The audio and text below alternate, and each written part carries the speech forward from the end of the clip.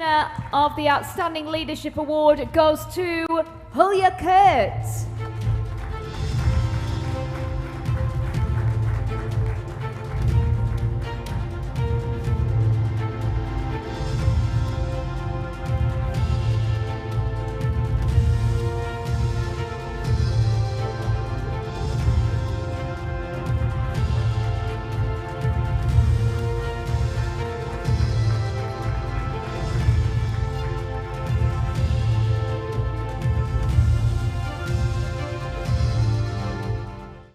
And we're going to move on now to our next session. This one is reimagining education, so a mission to make the system work for all. And there's an increasing need to reconsider how children learn as new technologies and economic changes continue to impact education. And to make sure we get the most out of this panel discussion, we are going to welcome to the stage Hulya Kurt, co-founder of InKick, who is going to be our moderator for this panel discussion. So a round of applause, please, for Hulya. I would like to let you imagine a bit about the ideal education system or the ideal learning system. How would that look like for you? If there were no limitations, there are no hurdles, everything is possible. How would that look like for you? Reimagining, like we can do whatever we want. We can have the kid, the young generation flourish, thrive, learn, experiment, fail, do it again, and there is no exams or anything else. Before that, we had great discussions. Sorry? No, not at all. That's our vision board, and that's what we discussed here during the education conference. You know, we have good, wonderful initiatives going on, really a bit in silos, as I could listen, but we need to do more. And we have got a long way. And that's why we as educators, or any passionate person believing in human growth, supporting young people, is thriving here, and that's why we're here for. And addressing them, raising awareness, like we had the panelists just before, really inspirational talk. I loved it, absolutely. That's what we would like to achieve. With that, who am I? Hulya Kurt, absolutely. The founder of InKick, Innovation Kick. So I kick you a bit to invite yourself, you know, because this is what we need to do all the time. I'm a coach, business coach for professionals in midlife crisis. I'm also the managing director of Noble Manhattan Coach Training School, and I'm proud of our flagship product, which is really for educators, because we need to as well support our teachers so they can support as well the students and our young generation. With no further ado, I would like now to invite all our wonderful, amazing fellow panelists on stage to join me. So please come on stage. A round, big applause for all of our panelists.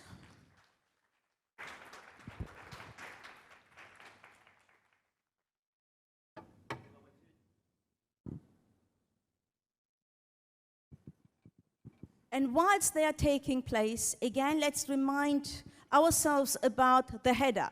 Reimagining education, a mission to make this work for all in the system that we have at the moment. Is it mission impossible? Maybe, maybe not. We don't want to jump out of the kind of skyscrapers like Tom Cruise does, of course, but we might need to really move the rocks. Thank you so much. I'm really delighted to see you here on stage. It's an honor and a privilege and a wonderful opportunity to hear from the experts that we have here. And I'm sure I've introduced myself, but you would like to know as well who is with me discussing this wonderful, amazing, interesting topic. So with no further ado, I leave my wonderful panelists to introduce themselves quickly, so you know who's talking. Is this on? Yes, it is. Hi, I'm Jennifer Williams. I fulfill two roles right now. One is COO and Vice President of Aquinas International Academy. We are a K-12 accredited international school with students in over 20 countries.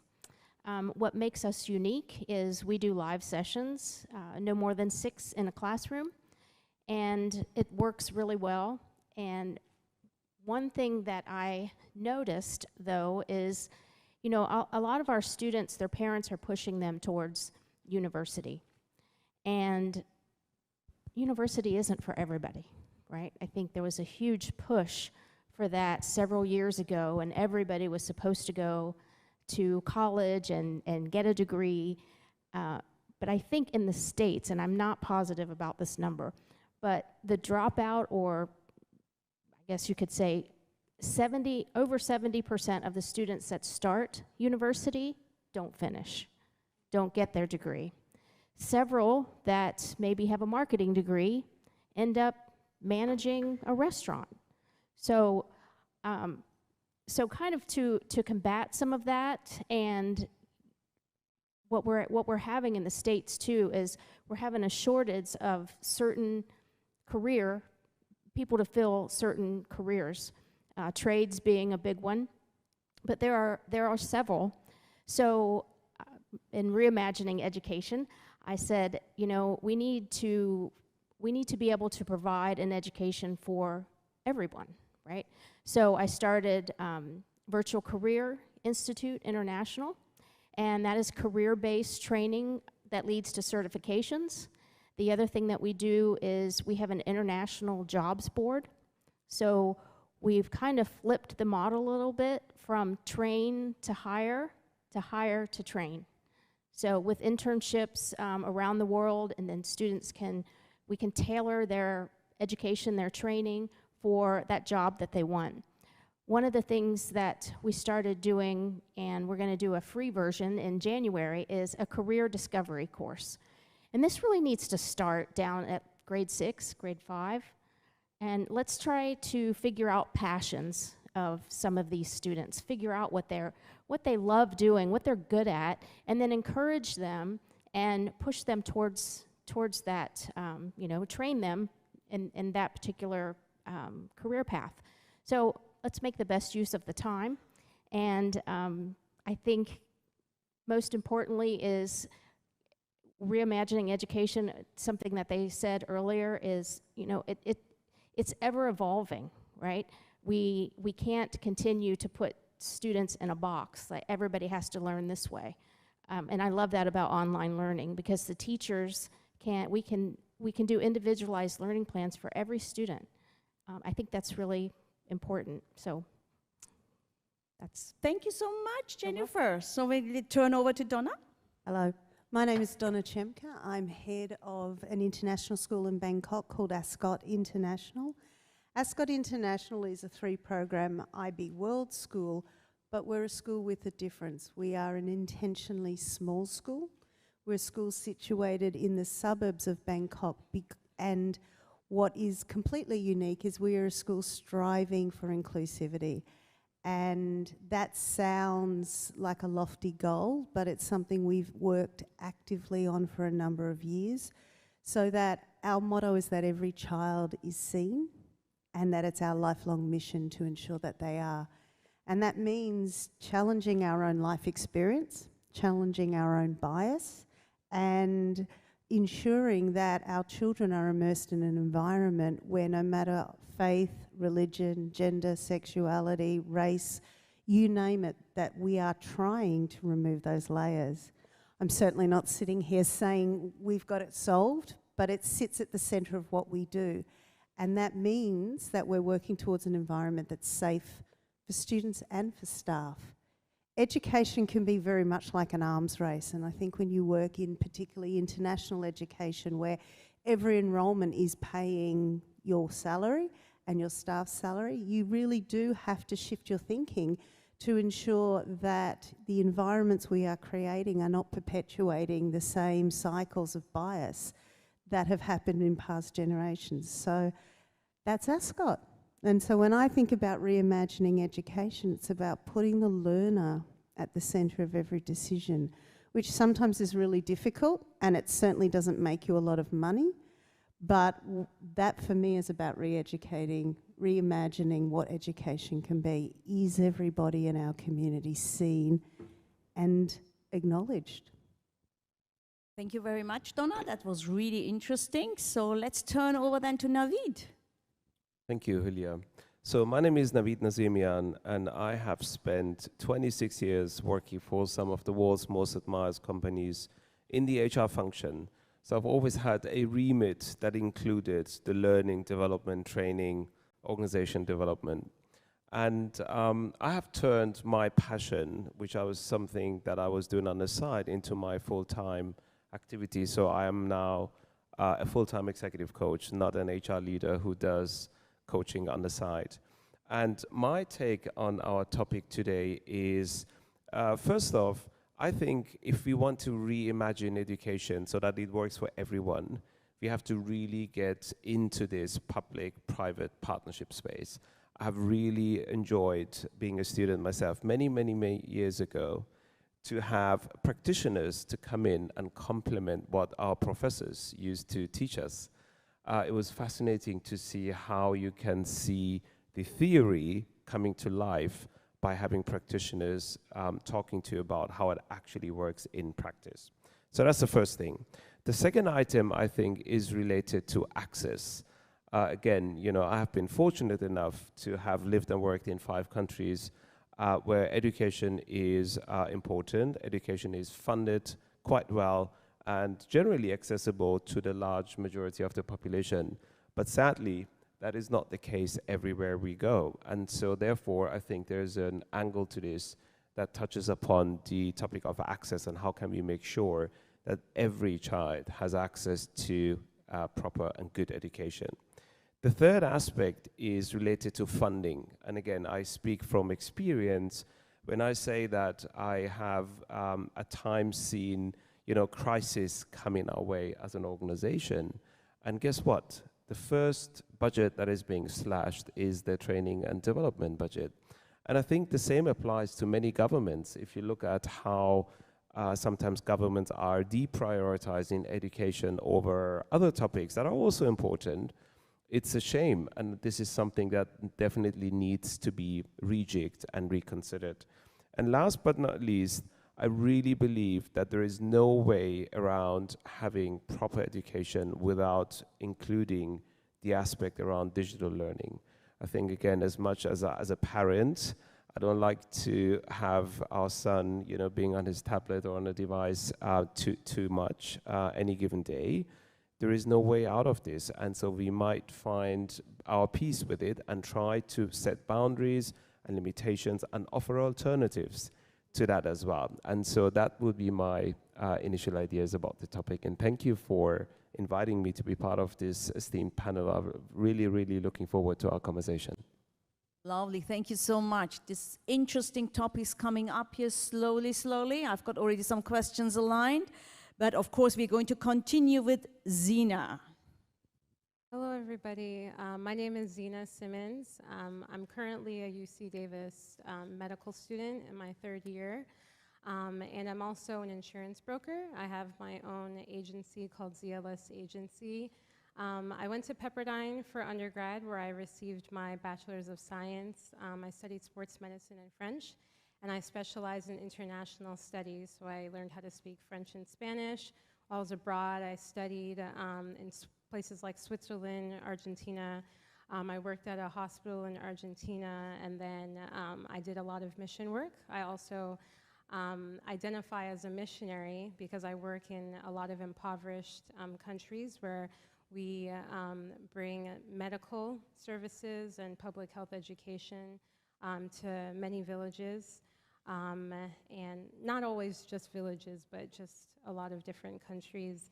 I don't want this to be about me, but I'm just going into a few details so that I can kind of give an overview of, you know, why this type of work is important.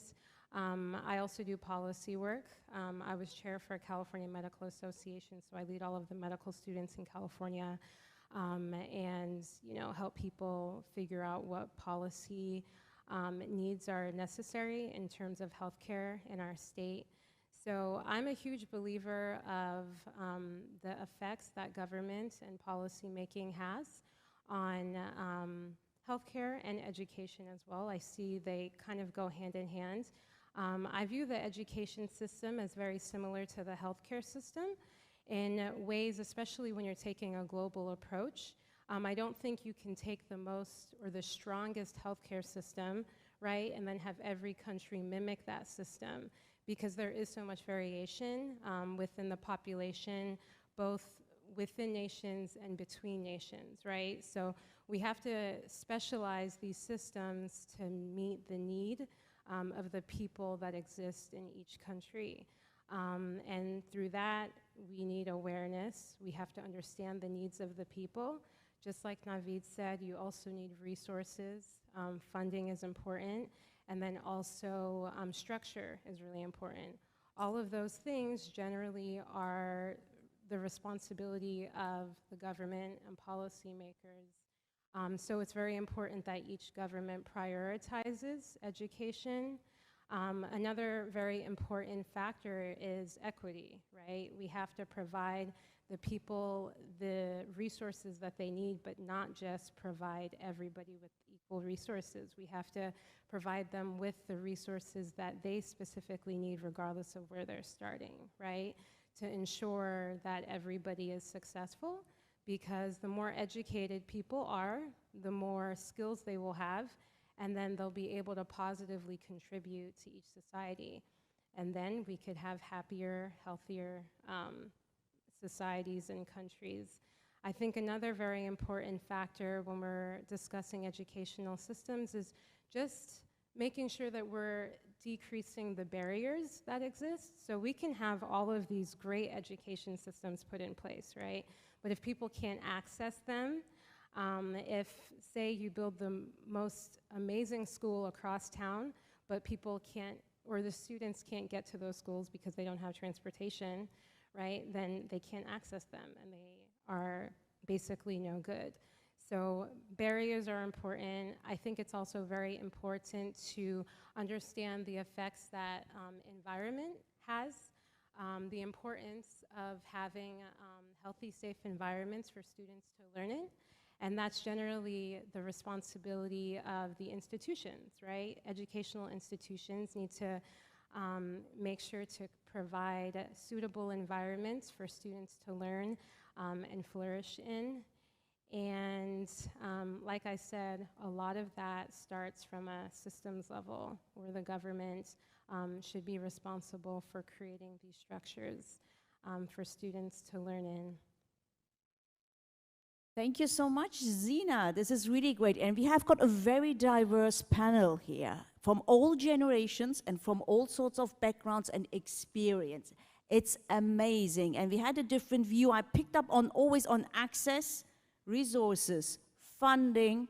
No, one size fits all doesn't exist. So I'm picking up on little words, and it's going to be very interactive afterwards. So let's hear from Bilal. Hello, everyone. Thank you. My name is Bilal Shammout. I'm co-founder and CEO of Masarat. We have a stand outside if you want to talk to us afterwards. Masarat is Arabic for pathways, and we specialize in big data analytics and insights for K-12 education. The reason we called it pathways is because we use historical data that is ethically collected about every student throughout their K-12 educational journey to provide them with their pathway in life, help them identify their pathway in life based on personalized data. And the topics I want to talk about are quickly three little topics. They are dear to my heart. I can speak for hours, but I won't bore you. So the topics are the educational paradox, the educational crisis, and the possible solutions.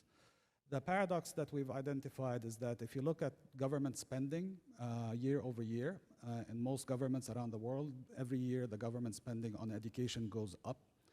And that's mainly driven by public perception about the quality of education not being good enough to meet societal needs.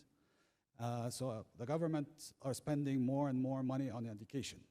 The paradox is that all this money is going to the educators who are, and policymakers who are making sure that education is improving, and the proof is in that the quality of education is improving. It's really, I mean, what we learned in school when we were in school is not what is being taught today. And it's not being taught in the same way either. So there is considerable improvements, yet public perception that drives government policy is that it's not good enough. So that's the paradox, is what's going on here. Which brings us to the crisis, the educational crisis, which is, if you trace back the roots of all educational systems around the world, you can trace it back to about 200 years ago, in the early days of the first industrial revolution. And this is how those school systems were first originated, and they were designed to fulfill the requirements and the demands of the first industrial revolution. Problem is, today we live in the fifth industrial revolution. So what our school systems are producing is not meeting today's requirements and demands and values. And this is where the paradox is. This is where the gap is. And the reason this is a crisis is because there was an interesting study that was published back in 2017 by the Institution for the Future about the impact of technology on future society. And it made several important, the scope of the study was by 2030, which is just 8 years from now. And they came up with a few interesting findings. One of them is that by 2030, 85% of the technology jobs that will exist then have not yet been invented. Okay? So how can we be possibly teaching our children today any skills or information that will help them take those jobs in the future? The second important discovery was that by 2030, the job market is going to switch into more of a gig economy, where and the job is going to be seeking the worker instead of the worker seeking a job, and that's happening already. It's starting. So the problem is, how do we bridge this gap? How do we go from first industrial revolution values and requirements to fifth industrial revolution? And our thesis is that we do it by data. We do it, and we have to start collecting the data today, so that, and we have to collect the right data today, so that we can analyze it, we can figure out where the gaps are, and how to bridge those gaps. So. Wow, Bilal, so it's about data. We hear data, again, technology, systems that need to work for us so that we can actually figure out how we can support our young generation for future professions, which do not exist at the moment, which is also very interesting. So nice, thank you very much, Bilal. And last but not least, Mario. Yeah, good afternoon, ladies and gentlemen. Thank you very much for having me. This is an honor. I'm Dr. Mario Chiassa. I'm from the East Coast, New Brunswick, Canada, where we've got about 10 inches of snow. So I'm so happy to be here. My job is that I got a dual role. I got the Director of Research, Innovation, and Change Management. I would consider evolution management, but also I'm an associate professor at University of Moncton there in New Brunswick, Canada. When I was asked to be part of this panel, there was two words that was really resonating with me. With this title, it was the first one and the last one, reimagining all. And I think my colleague there, I think is right on the money of doing that. So basically, the profound questions asked is, what's the role of the school as part of the evolution of humanity? Understand that we're in the fifth or in the fourth. There's a lot of arguments about that, depending where you're coming from. So starting with that is that I was here a couple of years ago, and it was quite interesting at this conference, but I got this guy there called Thomas L. Freeman, and his first slide was that you can't be an educator and educate student if you don't know how the world works. And that was a profound question. He asked, how many of you knows? right? And nobody was capable of doing that. So that became a challenge for me. So I kind of studied that, how the world works, right? Okay, this, and so we can understand the mismatch about, the formal education format and the challenge of the innovative society. And the profound question is that we're facing the two challenges, is that our societies, is living in the VUCA period, volatile, uncertain, complex, and ambiguous. And that is increasing at a fast rate. So now that's becoming, how societies are adapting to the new humanity, all right, okay? The second question is how that the school system can adapt, adjust, and adopt as evolve. So knowing the fact that the society is evolving faster, right, the school system's asking this question, where are we? So it's becoming stagnant. So now we're facing with double challenge. So the school system now, we need to say, okay, how do I make sure that the 3 R are respected and the abilities, that needs to be developed that we don't know of, okay, we need to prepare. That's what we're challenged with, like the profound question. So the question is, do we need school? So study that, and when we study that, is that, yeah, it's a profound question per se, because it's going philosophical, right? Okay, is that there's a mismatch, and this mismatch about the challenge of innovative societies and the formal education system, there's no one element, there's actually 5, right? Okay, the first one is the evolution of ICT. The second one is the evolution of the economy. The third one is the evolution of automations. The third one is the evolution of environments. And the fourth one is the evolution of leadership. So those 5 elements, I could argue that it's explained about the mismatch of doing that. So we're currently living a Promethean moment. And a Promethean moment is that there's some story or some technology that's happening that's not changing one thing, but change everything. So instead of the world speaking this way or turning this way, it's actually turning this way. And we don't know how that thing works yet. Okay, so we're in the midst of transitioning to a industry to another type of industry. Okay, I'll give you an example about the evolution of the economy. So from 1492 to 1820, the evolution of the economy was working by countries or royalties. From 1820 to 2007, right? Okay, the major the economy was controlled and managed by major firms. But since 2007, the appearance with big data, which gave the birth of AI, okay, this new branding can occur, and we don't know how that things works yet, even though there's 5 types of AI with this. So before the digital industry, right? Okay, the role of the education was producing workers, right? But now, okay, since the digital industry, is that this now transform and shift to develop entrepreneurs. And having the entrepreneurial mindset is one of the 3 pillars now of the education system. Unfortunately, yes or no, we can argue, but it's one. The second one is the arts, because arts build creativity. And I think that as we move forward, I think that's the only thing that will belongs to us. Because everything that's going to be seen cool is going to be replaced by AI and artificial intelligence and smart robots, and I want a deep dive on that. So we have a time. It's a time there to redesign, to redefine what is learning, and not what is teaching or what is education, but what is learning, right, about this. There's this whole notion of personal mindset, and we talk about a lot of personalization, and that's resonate a lot, because in the role of the schools is to provide, a great citizen capable of contributing to the innovative society, right? Okay, and therefore, the system needs to work, and they can't do this alone. So we need to transform the ecosystem, the education system, to an eco-community. And the eco-community is the synergy in the interdependent and the dependence of the K-12, but K-20 schools, municipalities, the communities, and the health.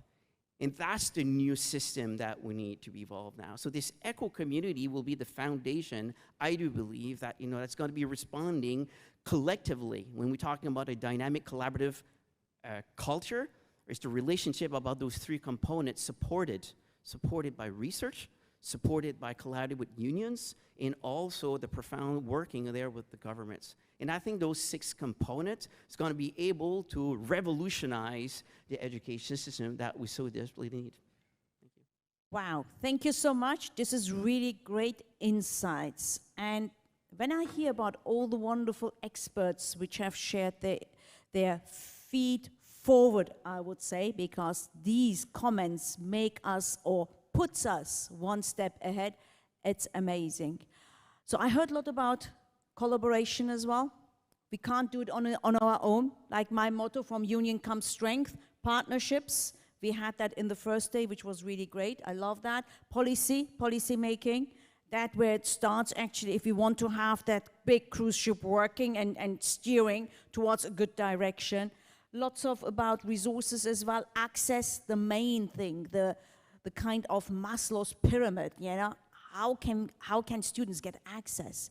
Absolutely amazing. So before we jump on a kind of question, I want to ask something else, because I'm a bit, you know, results oriented as well. So yeah, what do you think needs to happen? What would be first steps or one step ahead that would bring us, you know, towards a better, how shall I say, improved learning experience? You know, what do you think? Anyone can take the microphone. Jennifer.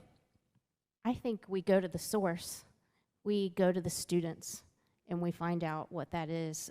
You know, we spend a lot of time creating certain programs and things like that. What I have found is when I go directly to the students, and that's where you have to start. The teachers that deal with the students on a daily basis, go there, right? I don't think we need governments deciding anything about education. The bureaucracy gets a little overwhelming, and we forget about student success. And they're the best ones to tell us what they need. They want to learn differently. They don't want to learn the way we did, and we have to adapt to that. I love that. Get real insight from the students, from the people, from the humans who are impacted, right? Thanks, Jennifer. Yes, Donna. And I think it's about redefining the purpose of education. Early childhood is not a preparation for primary school. High school is not a preparation for university. Education is preparation for life. It is life. And I think, unfortunately, so many of our clientele, our parents, they all went to school. They were successful at school. Therefore, why change it? Yet we have to help, as you said, look to the future. When I started teaching, a wonderful educator said to me, imagine 2000, and that seemed like a very long time ago. What sort of things are your children going to be able to know, do, and understand? And it blew me out of it just changed the way I see education. And for parents, they want their children to be successful. But what is success defined as? And that, I think, is the big change for me, is what is the purpose of what we're doing? What are we preparing our kids for? Lovely, I like that. The why, the famous why. In anything that we do, we always have a why. And if the purpose is lost, our direction is lost. Thank you so much, Donna. Anyone else? I think, yeah, prepared already. Navid, go ahead. Yes, first off, I wholeheartedly agree with what my fellow panelists have shared so far. I would like to pick up on something that Bilal mentioned earlier, which is applying a data-driven approach. And I would like to share a concrete example, again, from my work as a human resources practitioner. In one of my previous companies, we used to have a very prestigious leadership development program. This program had been designed with one of the most famous universities that is famous for executive education in London, in the UK. And we had spent a mini fortune, you know, designing that program. And it had the highest net promoter score rating. So participants who went through the program, I think the lowest we ever had was a 93, which, you know, if you work in the HR function, you get a 93 for anything you do, you would be a very happy man or woman. Now, when I came into my role, I started digging into the actual data, and not the data necessarily related to what is the satisfaction with this training course, but really, what is the outcome of this, right? Now, this program, bear in mind, was set up with a very particular focus, which was to fast-track middle managers into senior leadership roles, right? Okay, so let's look at what is the actual products, what is the actual outcomes of this. And believe it or not, and I had to hire a data scientist to help me with this exercise. And what we found out, because again, the issue you have in any large corporate is you have lots of data, but you don't necessarily have access to the right set of data the way you like to have it. And so the data scientists helped us as a project team to look into that. And what we found out is, and believe it or not, over a course of 7 years, this is as far as we could go back into having reliable data to base our decision going forward on, we had 3 individual cases of promotions, of which 2 had already left the company and 1 was still working there. Now imagine we spend over £1 million per year on this very fancy, expensive program. And this is where I would like to circle back on. If we had one lever to pull, if we had one shot to make, where would we put the money behind? I think it should be a data-driven approach, right? Don't try to copy and paste a successful model into a new country or into a new education system. Go to the data points, and the data will give you the right insights in order so you can design and develop from there. Wow, lovely. So I heard data, facts and figures, and someone who can make sense out of these facts and figures. Because facts and figures, you know, you give me a chart, I wouldn't understand anything. Someone needs to explain to me what I need to do here, right? So that's good. Therefore, I would like to turn, sorry, Zina, to actually Bilal, because it's about data. What do you think? Or you give the word to Zina, that's fine as well. Well, okay, go ahead. Are you sure? So I agree with what everybody else said. I think that a lot of it has to do with curriculum development, really studying different students and understanding the different ways that various students learn. I think there's always a lot of expectations put on students to constantly adjust to different teaching styles, which could be multiple times a day, right? If you have multiple lectures, different professors, and they all teach differently, as a student, you already have a lot of responsibility to absorb as much material as you possibly can. As a medical student, it's like information overload all the time, right? So that's your main priority.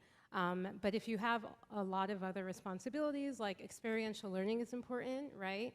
We want to prioritize that. And make sure students are doing extracurriculars as well. Those are all responsibilities. If you're having to adjust to different teaching styles, that takes effort. And it takes away from the time that students can actually absorb material.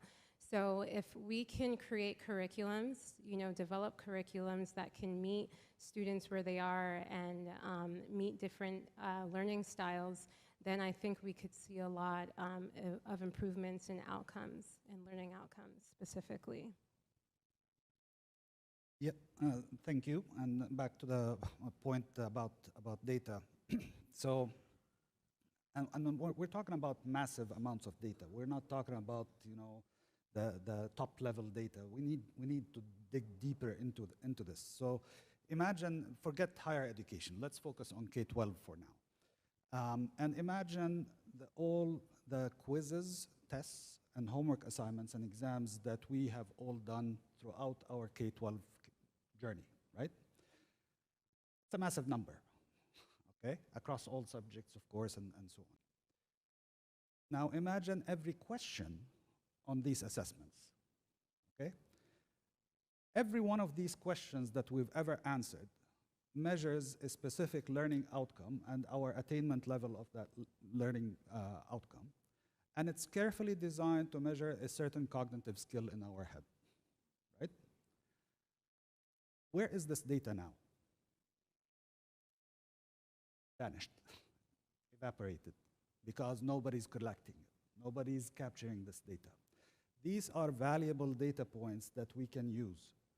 We can use to analyze in real time and provide insights to the educators as well as the learners and the stakeholders in education, whomever they may be, okay? It's to drive informed data-driven decisions in real time about what needs to change now. Okay? What is our next lesson plan? What is our next assessment plan? And so on. And this can be done. Okay? A few years ago, the technology to do this wasn't practical or feasible, but now it is. Okay? And all of these data points collected over all these years of education can be very informative to the learner themselves. I mean, look, with most high school graduates until today, most high school graduates graduate, they get their diploma, and they're happy and they're excited, okay, and now they're lost. They have no idea what to do for the rest of their lives, right? In the US, some statistics, up to 30% in the US drop out within the first year in college, right? And 80% of the remaining students end up changing their majors at least once, which increases the time and the cost of obtaining a four-year college degree, okay? The average four-year college degree takes 4.8 years to accomplish. And 61% of college graduates with a degree say that if they had the option, they would go back and choose a different major. Okay? Now, if you think about it, every single one of these students has been measured, tested, and assessed in every possible way for the previous 12 years of their lives. And they've certainly passed all the standardized assessments that were required of them. And most likely, they've received and acted upon guidance counseling. Yet, this problem exists. But we had the data for them. We had the data to tell them. So great. So I hear data, I hear technology, use the systems that we have at hand to assess first facts and figures and also get human feedback, feed forward, I call it. Mario, yes. Very good, thank you, thank you. My God, lots of passion here. You guys feel the energy here? I feel it here anyway, this. Great story. So yeah, we'll take the data, and I think I'm going back to the original question. What would be the simplest thing to do? Right, okay, like to me, is it right, okay? Engagement, but system engagement, right? By empowering every learners. And when I'm talking about every learner, it's not only the learner itself, everyone, because everybody's a learner now in the digital industry. So how you can take data, which is dynamic, static data that tells the story. And from my understanding, the story is becoming 4 elements. You need to go to passive pedagogy to active pedagogy. You need to take the system leadership 2.0, the current system leadership 2.0, which is probably one of the main reasons why that our learning culture instilled, driven down, top down. You need to go now to a leadership 4.0, which is basically nurturing a dynamic, collaborative culture within and without the community, at school, internationally, right? The 4th element is the culture. If you want to measure something about the data, is the culture. The culture, a healthy culture. How do you measure healthy? How do you measure engagement? Culture. How do you measure, like, you know, the healthy, but the relationship between? Because we know students, the first thing they go to school is to relate with a teacher, right? Okay, there's that build confidence. And once you have that confidence, the student build self-management. And when you build self-management, self-decision. When you self-decision, he's developing autonomy, right? So if you want to measure that, it's very. And the 4th one, in my opinion, is one of the 4th element, is a sense of community.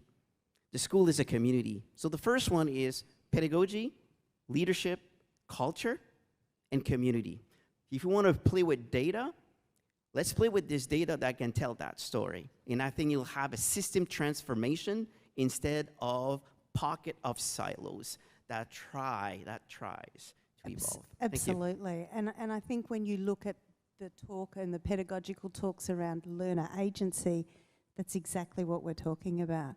My daughter is in her 20s now, but when she was finishing high school, we sat down and it was a student-teacher conference and we were the observers. I didn't like that very much. I was paying for those school fees.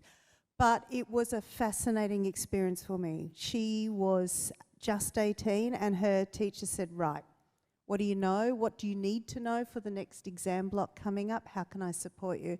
And in every subject area, she sat and she shared with the teachers where she felt confident. She had these strong, rich dialogues about herself as a learner. And as we walked outside, I looked at her and I said, it doesn't matter what marks you get. You're educated. You know yourself. You know your strengths. You know your challenges. You can talk more articulately about these things, and you don't see next steps as a deficit. Money well spent and well done. And it was such a glorious experience to see this very strong-willed young lady actually be an active participant in her learning experience. And I think that's an example of exactly what you're talking about. Lovely. Thank you very much for this wonderful story. That helps. As a moderator, I've got a tough as well duty, which is to make sure that we are on time. I've got a wonderful clock in front of me. So I'm just looking at it.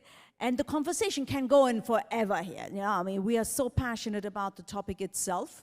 However, I would like, if you allow me, dear panelists, to look in the audience and see if we have any questions for our wonderful experts here on stage. Please pick up the microphone. You can ask immediately. Otherwise, I've got lots of questions in my pocket. Lovely. Please.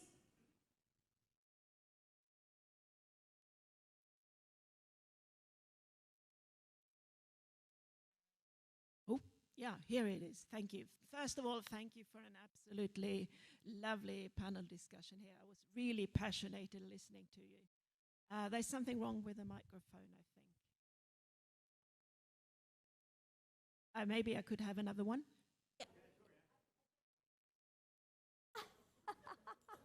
Says a lot about me, I think. So thank you. This one works much better. I got really stuck on something here. Someone here said, because I was sitting, after the food here, it's not any longer that you look for a job, the job will come to you, yeah? And the reason I got stuck with that is because I work as a career and leadership coach, and I work with PhDs, transforming them for a career beyond the academic context. And that means you have to change the mindset, you have to start to look at your transferable skills, etc. And what I struggle a lot with, and I developed something that I call an agile job search. That means headhunt your dream job, headhunt your dream job. So you headhunt your dream job. And I have a really hard time with PhDs, in particular if they stayed a very long time and they are postdocs. Because the thing is, they look for a job and they say, yeah, I find a job, but I don't think I like it. And then I say, yeah, but you have to look the other way around. You have to start to use the algorithms and the AI, and you have to start to write down and find the skills for things that you love to do. So you feed the machines with things you love to do.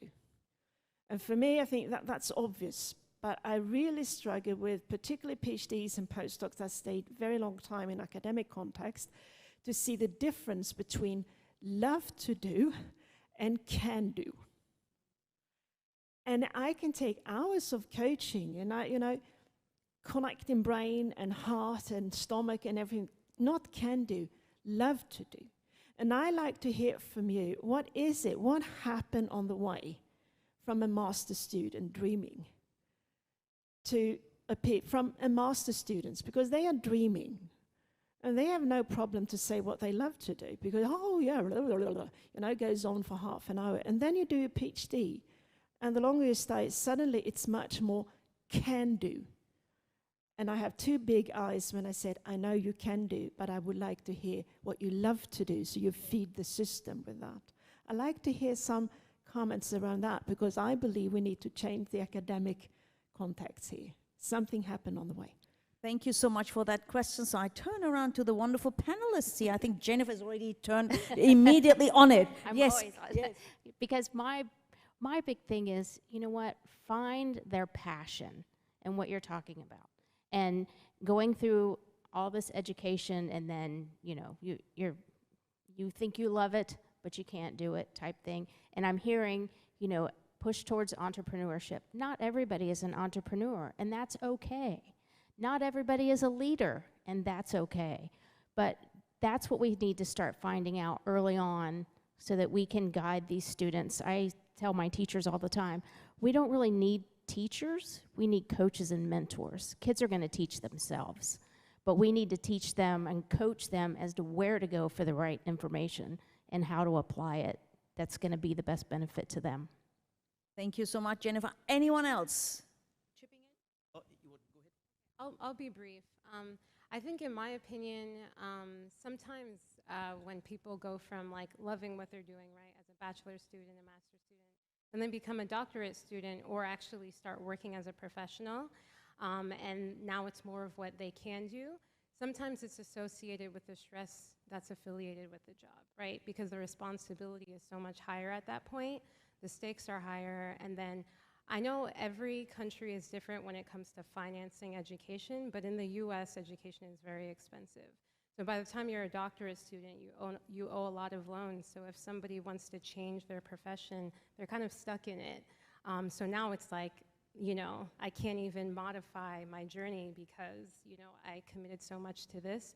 So like I said, also once they start working under institutions and you're not really like being catered to as much as students, you're kind of, the schools work for you.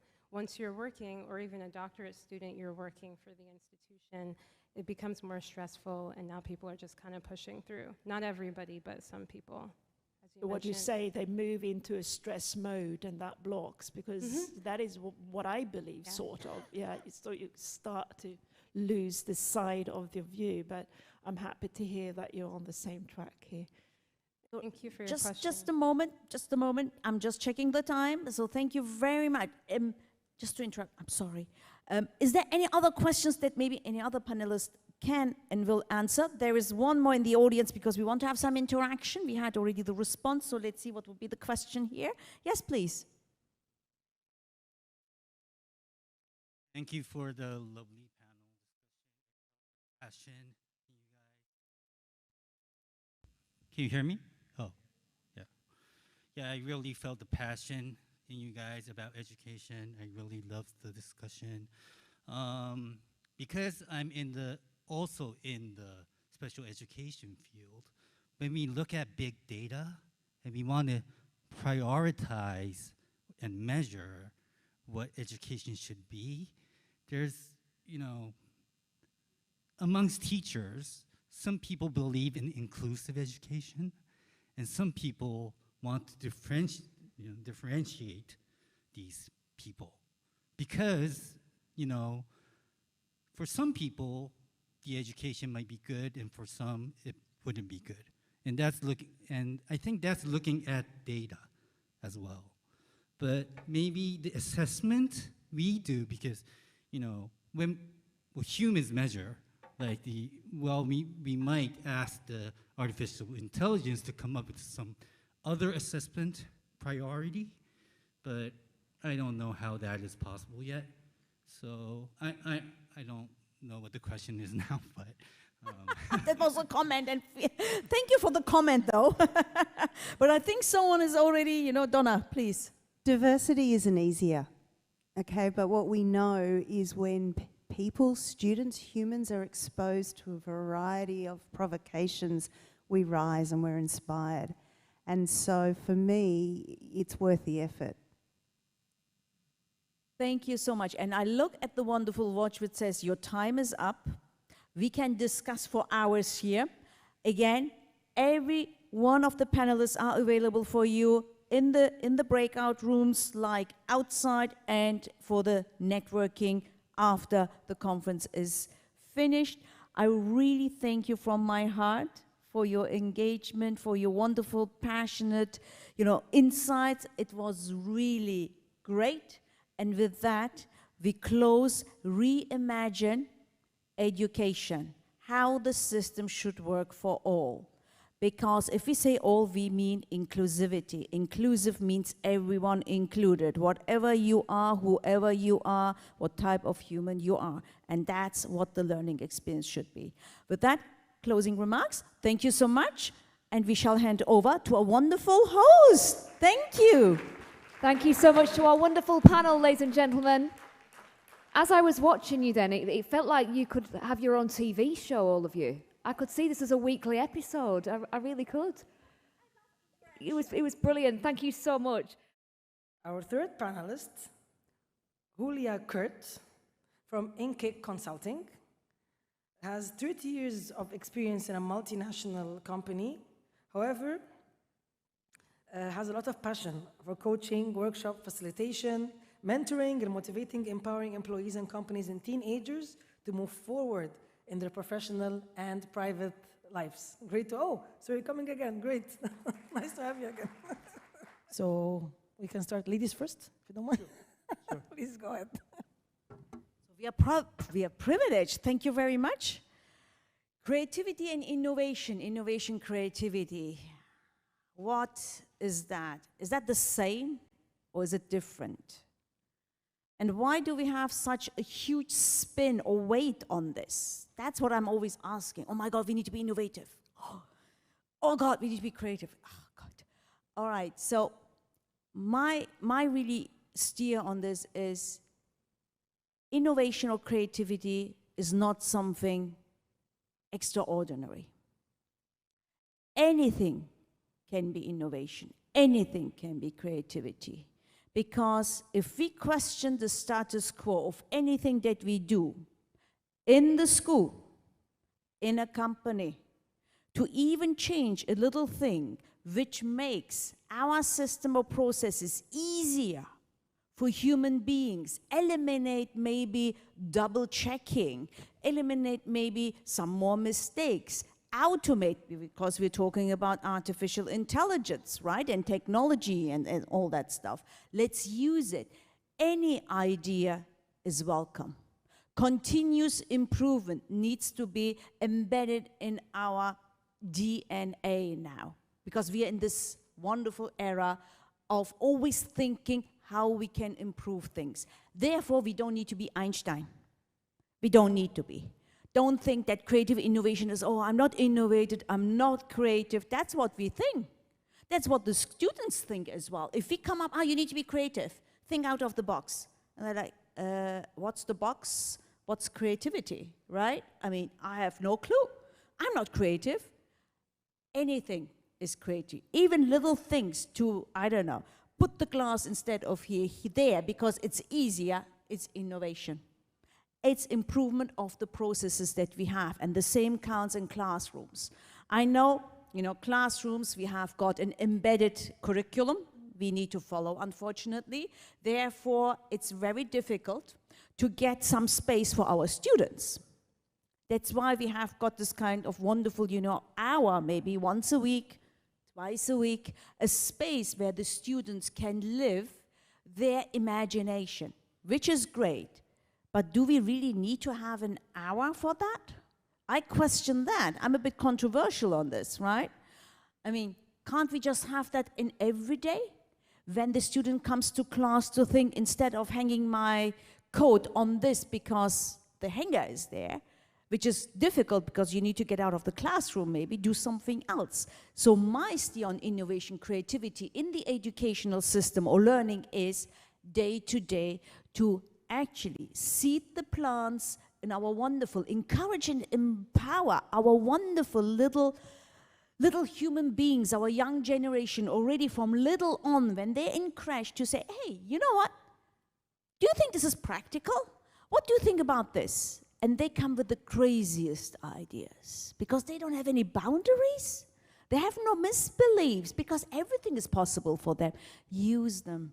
And that's what I think. We don't even need an hour. What we need is empowerment, that they have the feeling that they have a say in the classroom creation, in maybe the curriculum, maybe in when they get out and play outside on the playground, everywhere. So we really need to have our students with us side by side, walking and saying, hey, this is your school. That's your school. It's not my school. That's your session. Tell me what I need to do better. Tell me what we can do better. That's my steer on innovation and creativity. Because if we start to feed these type of thinking, that mindset on little on, what does this make? When you are growing up, you have that mindset already. And when you're going to be in a wonderful workforce, you're going to be, you don't even think about creativity. That's in it already, because you always think to make things better. Little things are actually the ones who puts us and moves us forward. So that's my little, opening remark on creativity and innovation. And then Thank you. on the hour. Thank you. Thank you, Hulya. It's great. Yeah, it's getting exciting now. Okay, Emily, please go ahead. Hi everyone, and it's a pleasure to be here. As my co-colleague mentioned, yes, different people, like different opinions are there about creativity and innovation. So some say it's thinking out of the box, and some say it's divergent thinking, and some say it's thinking differently. So these are different opinions of creativity and innovation. So I would say the process of developing original ideas is creativity. And in my perspective, innovation is the process of putting new ideas into practice. So this is creativity and innovation comes with imagination. So imagination plays a major role there with creativity and innovation. So thinking about creativity, why we need to be creative and why the students need to be creative in classes. The creativity comes in place when we need to arouse the interest of the learners, arouse the enthusiasm of the learners, to make the classroom enjoyable, bring liveliness to the classroom and the learners. With my experience, in a creative classroom, the feedback of the parents are always positive. The students' feedback is also positive, and then they always are engaging in the lesson. They enjoy the lesson, and creativity always brings motivation to the learners to be engaged and interact in the lesson. So activity-based learning is something that we could implement to be creative and innovative in classrooms. So that is my opinion. Thank you very much, Amali. Mr. Omer, please. Thank you very much, and it's lovely to be part of this panel once again. Regarding my opening comments about creativity, I start my story when I was very cute. I'm still cute, but I was very cute in my early years. When I was too young, I'm still young, I was very creative. Then I was hit by the standardization. A human without creativity is impossible to comprehend. That is the only thing that differentiates us with the animals. That's the only thing which makes us superior on this planet. But then what happens? We grow up. We are hit by the adulthood. We are hit by the standardization. I always insist, let's be open. Let's talk about the things which are actually on the ground. So it's impossible for me to understand or comprehend a classroom without creativity. Like, you look at the topic of this discussion, bringing the creativity back to the classrooms. That means one fine day, the creativity had silently left the classrooms. And since then till today, we are having non-creative classrooms. So what's the point? It's like in my kitchen, I have only one pressure cooker, and that's it. That is called standardization. So it will be used for every food to be cooked inside that pressure cooker. We close the lid, we lock it, we wait for the whistle. And when the whistle blows, we call it graduation. And the creativity dies there. That is my opening remarks. Thank you.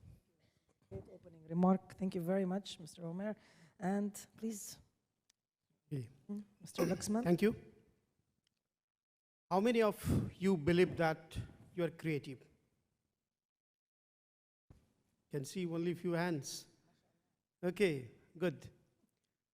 Uh, Creativity, as my fellow panelists also already talked about it, like human brain, every human brain, they are creative. So it is started with the early development of early human development. Like when people at that ancient age identified fire and heat, that became knowledge for them. And that knowledge turned into the experience. Like when there is a heat, it can cook food. So after that, they started cooking food and eating the cooked food. That became application of creativity into innovation. So creativity is simply the combination of knowledge and experience. When we combine knowledge and experience, then anyone in this world with a human brain can be creative and can innovate.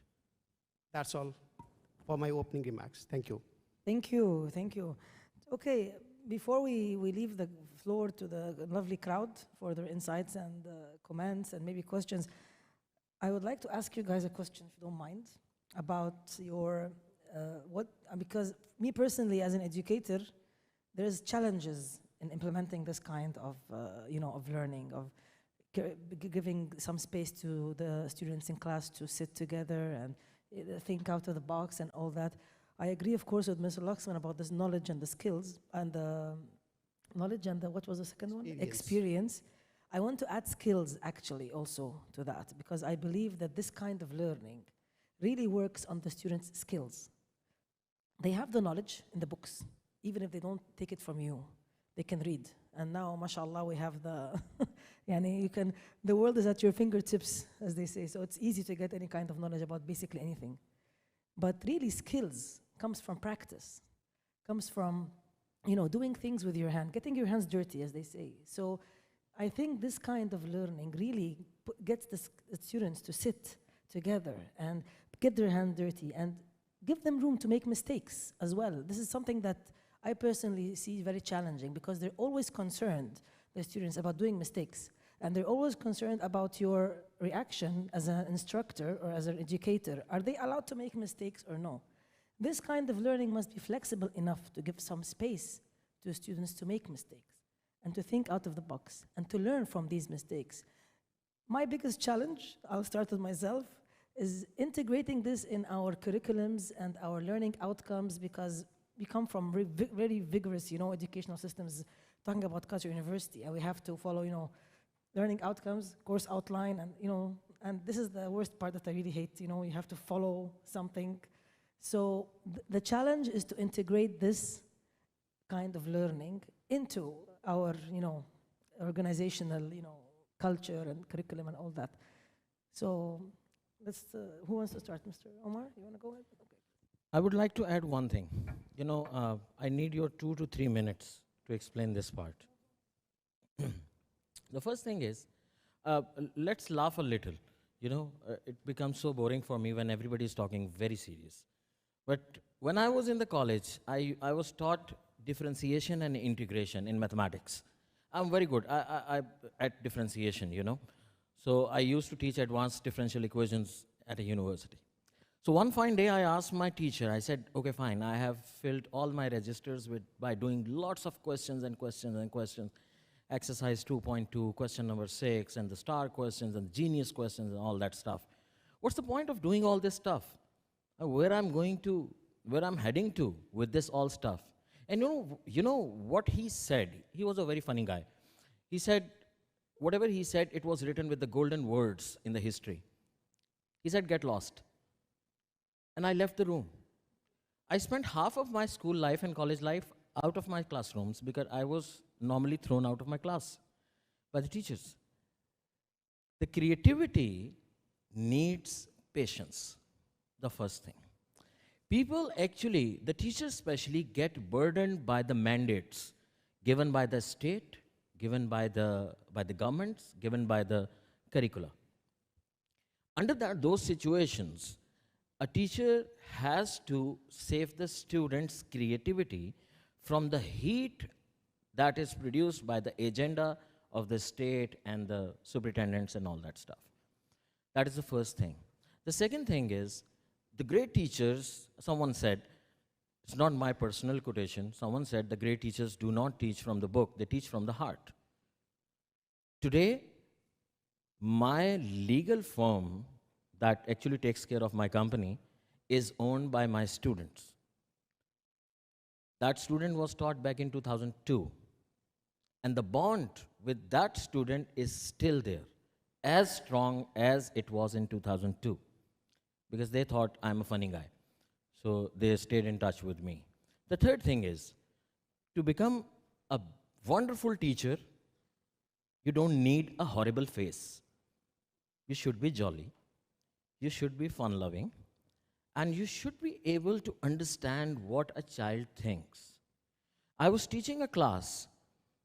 I'm giving you an example of original creativity. You know, originality and creativity are always moving side by side. I was teaching about the angles. I said, you know, the door is at 90 degrees to the ground.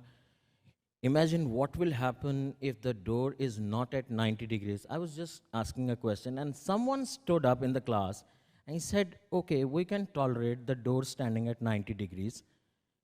But imagine, I said, try to laugh in this conference. The guy was so original and so creative. He said, sir, did you ever imagine kissing a woman at 90 degrees? It will go horrible. I didn't throw that child out of the classroom. When you are actually dealing with creativity, you will be dealing with weird most ideas. And that here comes the passion and the patience of the teacher. The fourth thing is, to bring creativity and originality, the teacher must be creative and original. In my previous panel discussion, I said that teaching is not a recipe. It cannot be copied. To become an excellent teacher, you shouldn't look like a horrible monster. To become a very jolly loving thing, a species that is very fun-loving, very caring, you don't need to pretend like a candy. Be original. Be creative. Now, when the high mandates come, like the curriculum, the teacher has to save the students from those heats. So we teach every day. We do have limited time, especially in the higher secondary school. One more thing. The most neglected section across the world in schools is the middle school. That is from grade 6 till grade 8. We appoint best teachers in Montessori. We appoint average teachers in primary. We ignore middle school. And then we appoint the fantastic teachers with the brilliant ideas in grade 9, 10, and then 11. K9, K10, and 11 and 12. So that time period of grade 8, 6, and 7, it's a very vulnerable time for the teenagers. And that is the time, that is the age group where the creativity has to be decided in the classroom, whether it's going for a positive side or it's going to the negative side. So may I just build on that, because that's a good point, specifically in terms of the pressure on teachers. Am I an educator? No, I'm not, but I know because I'm working with teachers. So therefore, for example, in the kind of, how shall you say, when you're in a teenager, right? You've got the pressure to perform. The teachers are brilliant, but they also have mandates. Therefore, how can the student get that support? So therefore, because I'm providing that kind of, coaching services, we need to handle as well teachers. Teachers need to be equipped as well. They have lots of pressure on their shoulders to make sure that the curriculum is done, get the exams, control them, give the marks, and then at the same time being creative. It's difficult. Therefore, additional resources in the schooling system, which is taking off the heat and the pressure of creativity or self-growth, of self-development of our students, is essential. Therefore, each of the schools need to have not even counselors or psychologists or something, because it has got this negative steer. But if you talk about a coach at school, it's a different story. Why? Because we've got a positive association in our brain. Where is this coming from? It's coming actually from sports coach, right? Our sports, yay, we do that. I want to, run one. I can run 1 kilometer, but I want to run 5. Yeah, let's get a sports coach. Nice. So something around those lines needs to be at schools, and that needs to be a non-negotiable now. It's still seen, and I know universities or schools, state schools specifically, have, as well, difficulties, and we discussed this in the previous panel, about what? They have difficulties about resources, funding. But it's so essential for the well-being, and here I'm emphasizing well-being, not even creativity, innovation, well-being of the student, of the young generation. Because why? In adolescence, our hormones are going roller coaster. I don't even want to think, I don't want to do this, everything is anyways bad, why should I do this curriculum? You want to get out, you even ditch maybe school, you name it. You know better, you're an educator. So therefore, we need to have coaches at school who can handhold a bit more. Give that space of freedom. Give that space of self-creativity, of self-realization, of being themselves, because teachers have got lots to stem as well. On top of that, we also need to support whom? The teachers. Because the teachers need resources. They're not, little things makes a difference. Not everyone is wonderful or creative like you, no, they're not, And they need to have this little nudge to say, oh, you know what, maybe you can add this little tweak and it will make it more interesting in the classroom. So there is a lot that can be done with little adds on, which is existing already, but this needs to be like a status quo. It needs to be in the curriculum, like coaching sessions, go in, creativity rooms, whatever you call it, that needs to be there, and also constant observation, or how shall I say this? Not observation, it's bad. Something like for teachers, right? Where the teacher can come in and just offload their frustration. Hey, teachers are humans. And also students are humans. So we need to have a different thing. And twofold, excuse me, just 1 minute on that, education, right? You have touched base on that, Umar. Like, when they grow up, they lose standardization, yes, being standard. Where is this coming from? Where are the kids first educated? Where starts education? At home. Exactly. At home. We, parents, are responsible. Don't do this. Oh, you can't go this. Oh my God. You need to.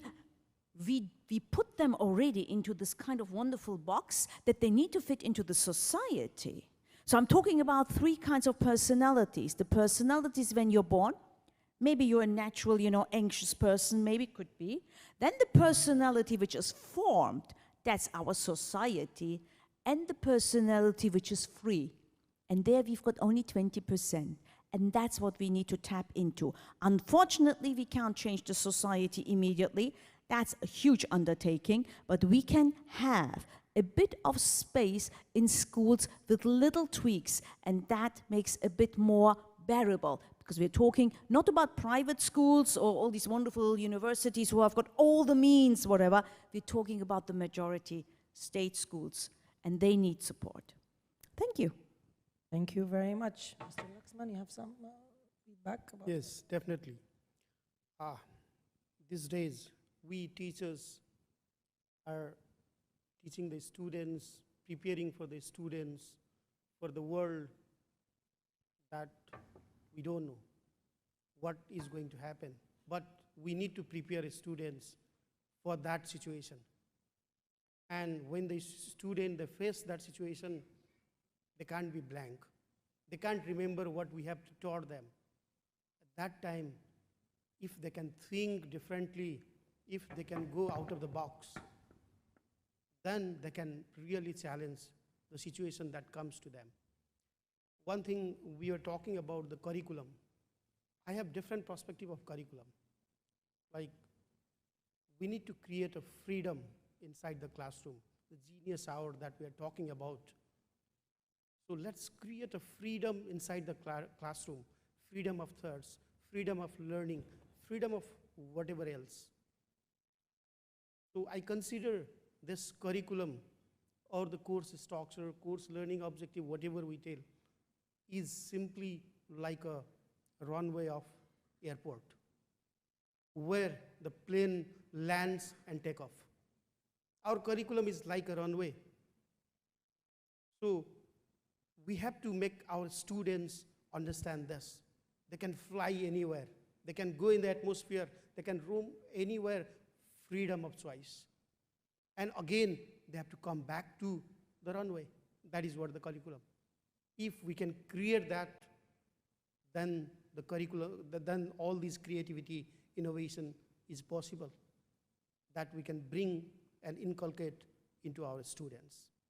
Thank you. Thank you, Mr. Laxman. Actually, I just want to take the other side before we leave. I want to leave some more space. I think I have a nice audience. They want to ask us some nice questions and benefit more. I will take the other side, which is not the challenges, actually, but the benefits that we can really nurture out of this kind of learning. And from my personal experience also as an educator, I see the benefits in my students after they graduate, actually. And most of the time, during the term where we're running things and doing things, some of the students are, I would say, like, I don't want to say most of them, but they say, why are we sitting like this? Why are we doing that? I mean, why, you know, like, and this is the problem of the culture that I agree with you about that it's not just an hour. It should be a whole culture that you are trying to, you know, develop, so that not only you are you're the only one who's doing that, but the problem is that when few people are doing this inside the organization, so others, so who looks, you know, weird, it's you, you know? So this is a kind of resistance that we usually take from the students. Like, we go to the class and we sit with the teacher and just gives us the lecture, the slides, thank you, bye, and exam, quiz, okay. I don't do that. So for them, I'm like, who's this person? Like, why are you doing this? Actually, what makes me happy is that after we finish the class and everything is done and over with, I get lovely comments and insights and feedback from my students and telling me, oh, no, you really changed something in us. I mean, this is the only class I remember what I took. It's, so I think from my point of view, like, the main benefit is that I don't believe in learning by heart. I always tell them, if you can apply it, then you know it. If you can't apply it, you can't know it. You don't understand it. And that's how I look at things from my perspective. Maybe because I'm teaching also marketing, which is a very down-to-earth and real science, but I think it can be applied everywhere and anywhere. So what are the benefits? Go ahead, please. I would like to add one thing. There is a very famous psychologist from University of British Columbia. Her name is Lara Boyd. And I was listening to her one TED Talk, and she mentions that the brain actually functions in 3 ways. Number one is the chemical way. You know, there is a chemical alterations in the brain, and the neurons actually communicate with each other much faster if they are triggered. The second way the brain works is the size of the brain changes. You know, if you are a right-hand user, your left side of the brain actually starts growing. So there are certain triggering points that actually change the structure of the brain. And the third part is the changing or altering the function of the brain parts. Now, brain is a very beautiful creation of the nature. One thing, we are talking about the advantages of a creative classroom. I have trained in Pakistan, I have trained more than 6,000 teachers across Pakistan. And most of them have gone mad like me. I mean, they are no more in their senses. They talk about creativity, they talk about questions, and they have actually ruined their schools. They are against the standardization, they are against MCQs, whatever. But the beautiful thing about them is their children, their students are intellectually engaged in their classes. Most of the teachers complain one thing, and that is classroom management. Say the children are rowdy, The children are not listening to us. This guy is stupid, that guy is lovely. I mean, we make the categories in the classroom. The front row is genius, and the last row is duffers, stupids, and goofs. We do this thing. But one thing I always taught while teaching those teachers, I always said that the classroom management never ever appears if there is intellectual engagement. You all are sitting here and you are listening to us because we pretend to be good thinkers, right? We are very good at this thing. I don't claim big. But imagine for a while, if you are not intellectually engaged, the coffee outside this ballroom will be much more attractive than my talk or my words. So, when a teacher speaks, he or she hooks intellectually. And not only hooks, because hooking is not the purpose. The purpose is to hook and deliver. And that doesn't happen until you are intellectually engaged. The biggest advantage of a thoughtful, creative classroom is you don't worry about the mandates. In any curriculum, look at the curriculum of your country, and if you are familiar with the Bloom's taxonomy, the first thing is knowledge, then there is understanding, then there is analysis, synthesis. You move up the ladder, and the final one is the creativity. The creativity is on the top of the Bloom's taxonomy. Most of the curriculum in the countries are focused on knowledge, max on understanding. Rare are focused on analysis and synthesis.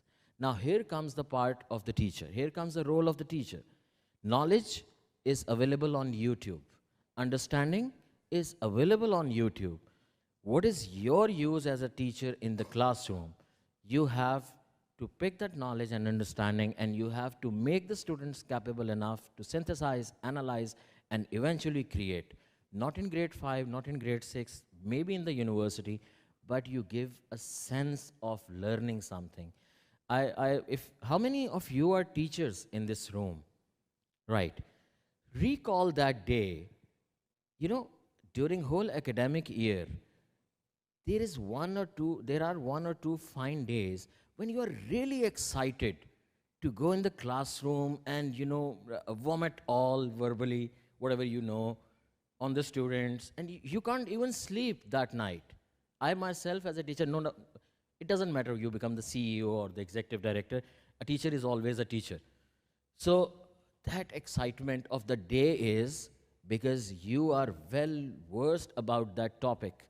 Very next day that you are going to teach, you have experienced it, you have applied it, you have synthesized it, you have done a lot of brainstorming, and you find really strong grasp on that topic.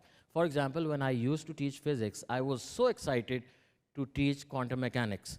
The day I had a lecture in quantum mechanics, I used to take them on UFO, and I used to teach them about the multi-universes, entangled pairs, and all that stuff. I was very excited, but I wasn't that excited when I used to teach the Newtonian physics, because it was so boring. Newton's first law and the second law and the third law is so boring.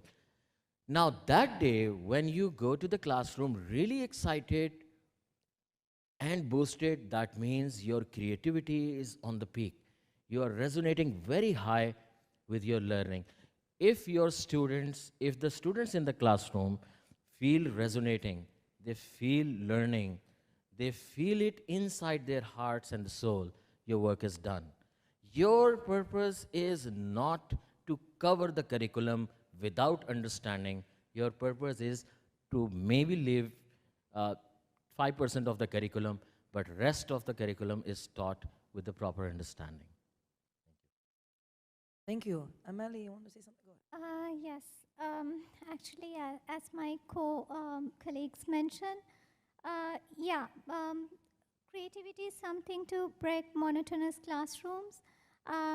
So it can be, as they mentioned, a success way of teaching, and teachers from the lower ages to the upper ages, creativity could be applied in classrooms, and it will give marvelous results for the students, and the outcomes will also be achievable for the teachers, and it will always allow teachers to access, and there are especially C4s, collaborative skills that also could be applied in classrooms to make the students creative. Students can work collaboratively and share the ideas of the others and see how the others think, and how they could what they could contribute with the other students. So creativity is very important because we do not know what the future brings to us, and what will be the job natures in the future, and how the requirements will be there in the future. So it's very important to make the students in the classrooms to be the leaders in the future, and and also to prepare them to get these opportunities and to shine in the future. Yes. Thank you, Amari. I will take. You want to say? Just something on that what Umar said. You know, because what I heard is here, lots of pressure on the teacher. Right, that's what I heard. Because from my student times, 80% of my teachers were just dull. Did you have the same? I mean, everyone was student here, right? I mean, it was just to get through the curriculum and you're done.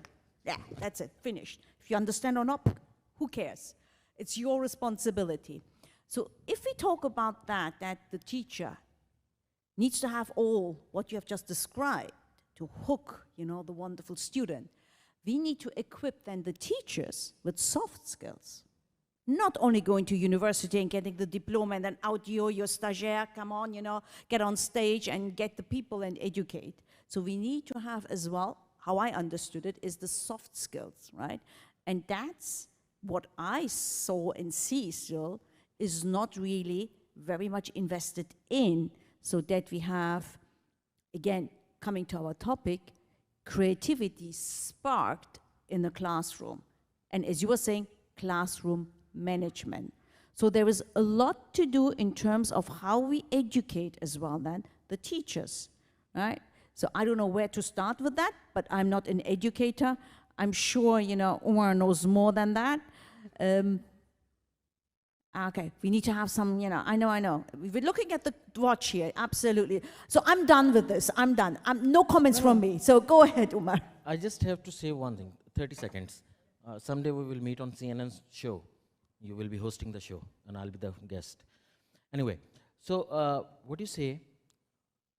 When we are talking about creativity, the most important thing is, yes, the teacher's training.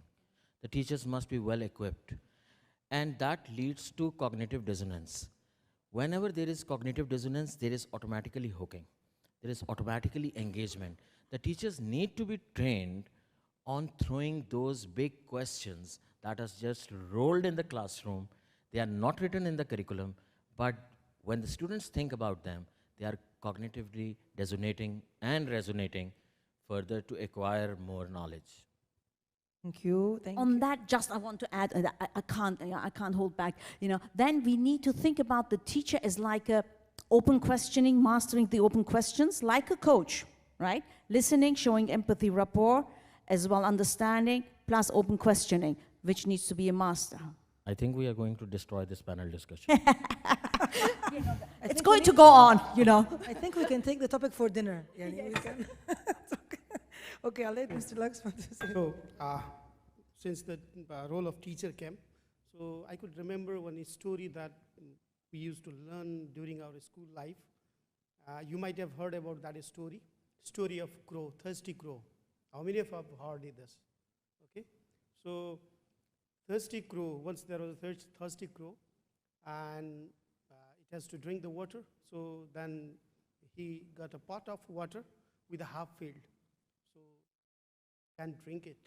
So what he did is simply he brought some stones, some hundreds of stones, keep inside the pot. Water came up and crow drink the water, and he fulfilled his thirst. But if the crow was of these days, not of that days, so what crow would have been done? Crow would have been drink the water with straw.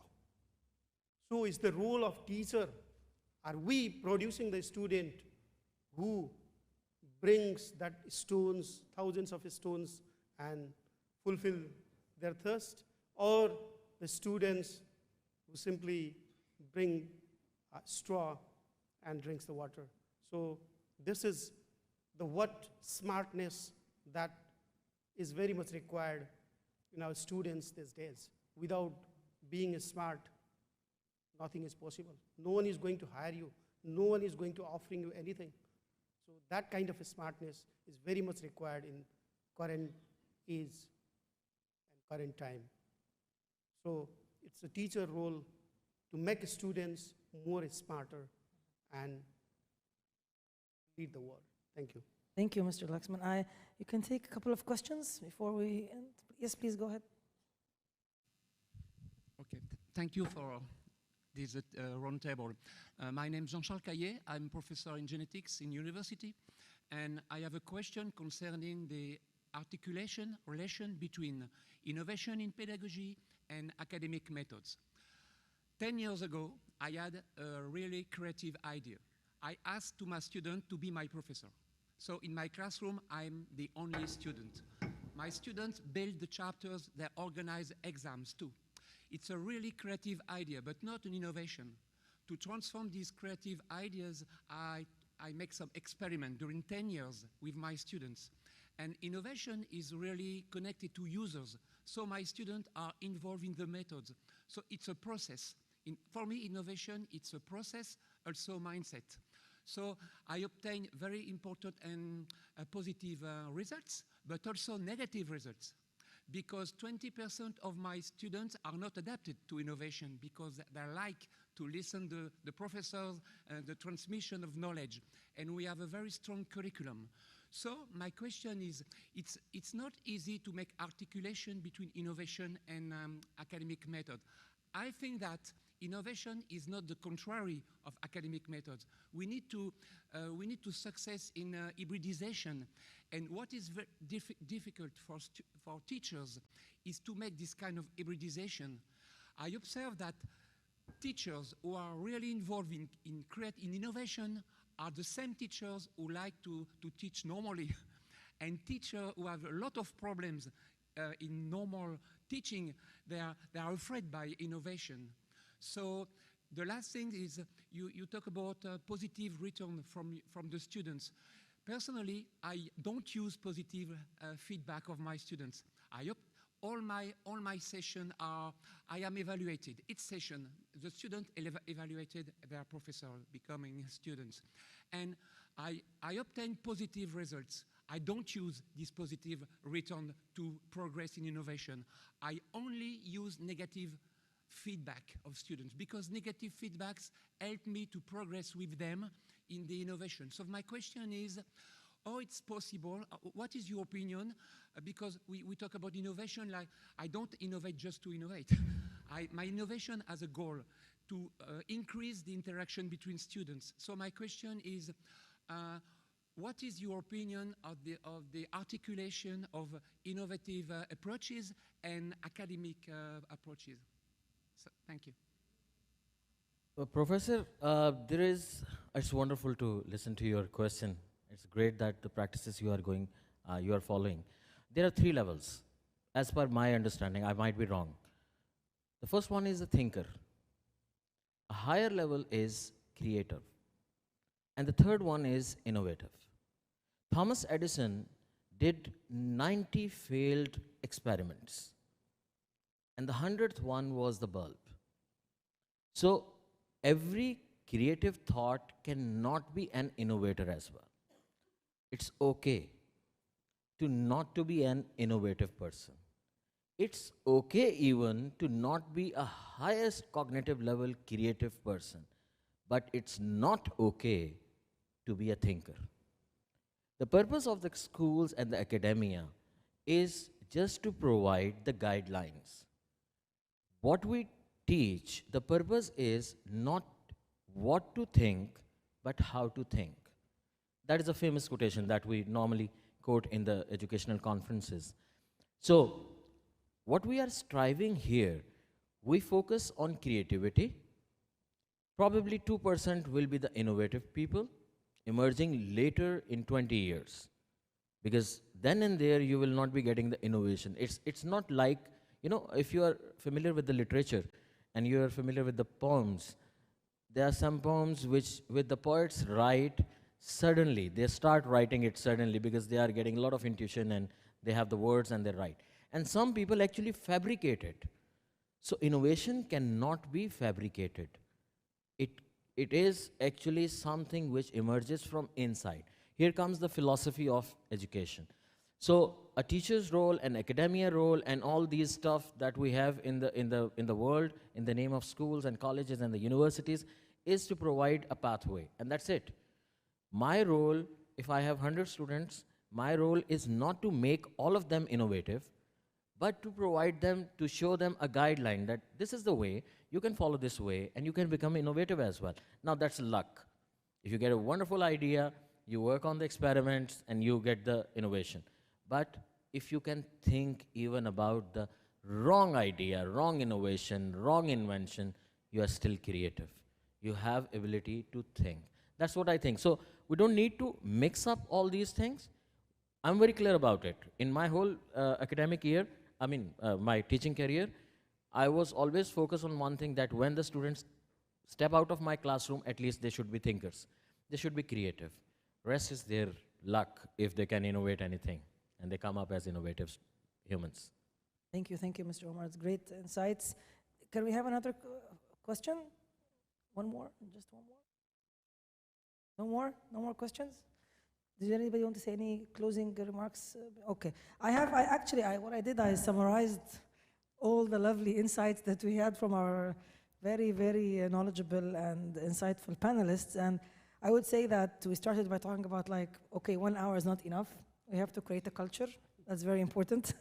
It's not just 1 hour. And actually, it's not right to, I mean, if you want to be innovative, as my colleagues just said, and all of you, I think, we're starting to think in a different way, it's not just about throwing an exercise or a game in the middle of the curriculum or in the class. This isn't how it works, because you have to, like I said, like, it's like, I'm innovative, I have to, like, walk my talk. I mean, like, I have to make the whole curriculum integrated, as you just mentioned, to show that. And that's very important. Like, from the whole curriculum has to be built around the idea of integrating such lovely, creativity and innovation all together. So it's a cultural thing.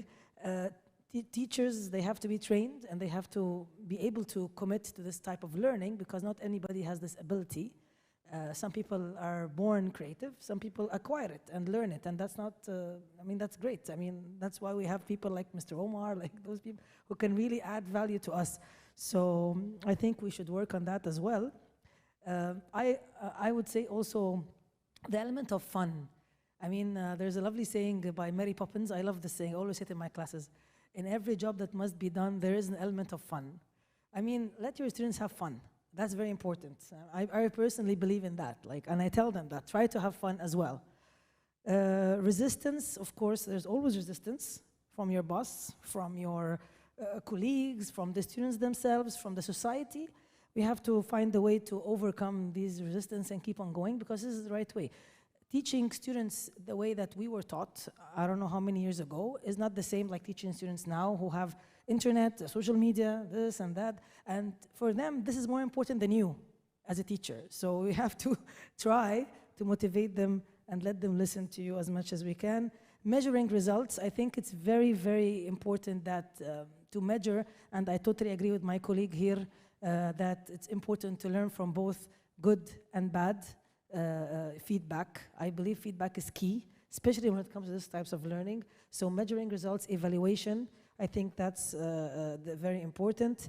And I would close it by my colleague's remark that learning really starts from home. So us as parents, we also have a responsibility in bringing up creative and students, kids that can really face the world, rather than, that's right, that's wrong, you're punished, you're I don't know what, you're so on. So thank you very much for having us today. Please give a very huge round of applause to my panelists. Thank you very much.